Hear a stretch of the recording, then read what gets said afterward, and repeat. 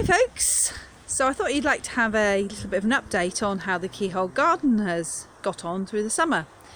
So when we left you last time, I was just getting ready to plant some seeds, and as you can see, some things have changed. So one of the things I've done is I've put this fence all the way around, and that was mostly to stop the dog from jumping on the flower beds, and when the seeds were coming up that really wasn't a good idea. So we got a fence. The advantage of that is that it is also, I've put some rabbit wire in, which obviously stops the rabbits and any rats, and made it high enough, stops the fox jumping over the top. So we had problems with the fox jumping over and then digging the tiny little plants out before they got a chance to get going. So that's the joy of living in the countryside. So it's got a new gate. Here we go, so we're going through the gate and I'll show you what's been going on.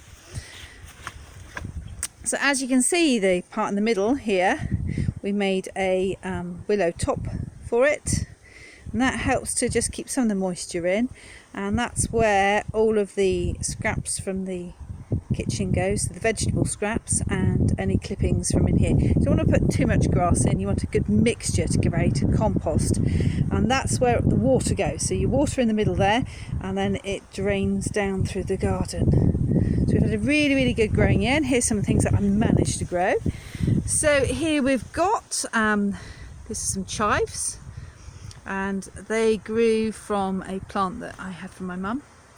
And then we've got a whole load of beetroot that goes all the way around here. This is our second crop of beetroot, and I'm going to harvest that today and pickle it. Other things we've got here, we've got some basil growing here. It's supposed to be grown in a greenhouse, but with such a lovely summer this year, it's really done well. And some sage, again grown from cuttings, and here's some oregano. That just goes mad. I've had to cut it back a couple of times, and there's been so much of it I've just used it as compost. It's nice in all sorts of other things as well, but there's just too much. So along here we have had a row of lettuce. It's a mixed lot of lettuce that I had some seed that came from a friend of my mum's, and it was last year's seed, so it came up, it was okay. We've had a real problem with getting seed this year, because as soon as the COVID pandemic hit, everyone went mad deciding they were going to do gardening, and we couldn't get any seed at all.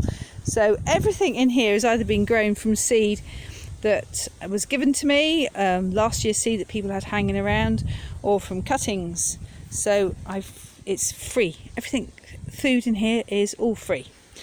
So the other things we've got here are some flat leaf parsley, which is really tasty. And again, it grew so well, I've had to chop it off around the edge because it was coming right out here. And that has also gone into the compost. So we've got some black kale. It's really good stuff. It's really tasty.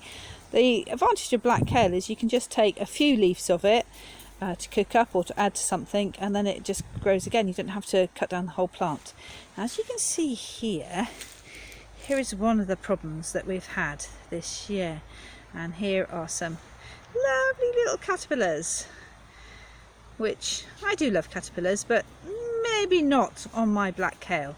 So what I'm going to do there is, I hadn't noticed those, so I haven't been out here for a couple of days, is use some soft soap, so dish soap, and that helps to make the leaves slightly less sticky and the caterpillars can't stick to them. So I try to come out here every evening and just gently pick them off and relocate them somewhere else in the garden. Okay, so that's the kale. I didn't have enough room in the garden itself for my runner beans, so the runner beans have gone in pots, and I've trained them along the fence. So I know you usually grow them up poles, but they seem to be quite happy along the fence there. They went in quite late, so they seem to have caught up. Everything seems to be okay there. I'll just come around here. Not a lot of room in here. So here we've got some purple sprouting. Whether it survives the attack from the caterpillars, we will see. What has survived really well is here we've got 1, 2, 3 greyhound cabbage. There were 5, we've eaten 2 of them already, and these are now, as you can see, get a bit closer to see that lovely looking cabbage. Even though it's been eaten around the edge, by the caterpillars, it's got a really good heart on it, and that's loads of cabbage. It'd be difficult for me to eat all of that in one go. So good greyhound cabbage, very pleased with that. Here's one of the beetroots from the previous crop that managed to escape. And then we've got French beans along here, and they're just going to need to be propped up a little bit with a stick, because in front of them I've got some lettuce. So I've got some tom thumb and some little gem lettuce growing in there. So that's the Keyhole garden. Things that have worked well with it, well, it hasn't needed that much watering.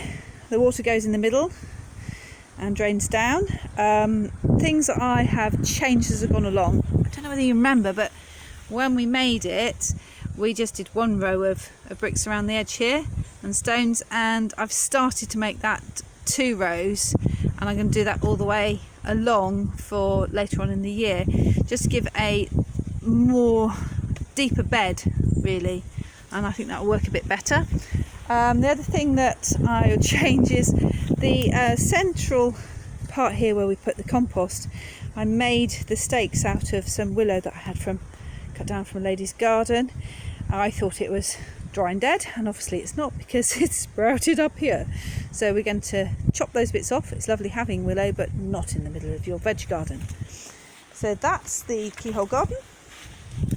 Close the gate, stop the dog getting in. Now I've extended the veg garden a little bit, and I'll introduce you to the next bit, which is over here. Now this weird contraption here was going to be a giant nest that was going to go on St Michael's Mount for Easter.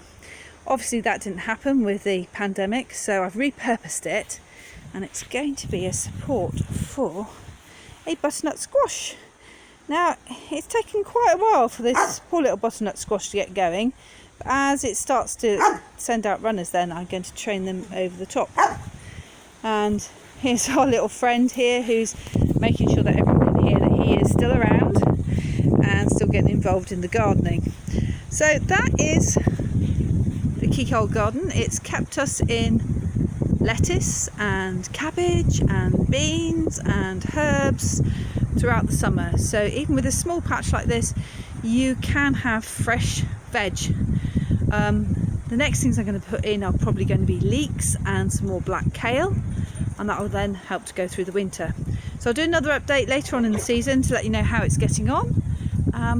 I'd really love to see, if you've made a Keyhole garden, how it's turned out and what you've grown in yours. So that's it for now. See you soon. Bye.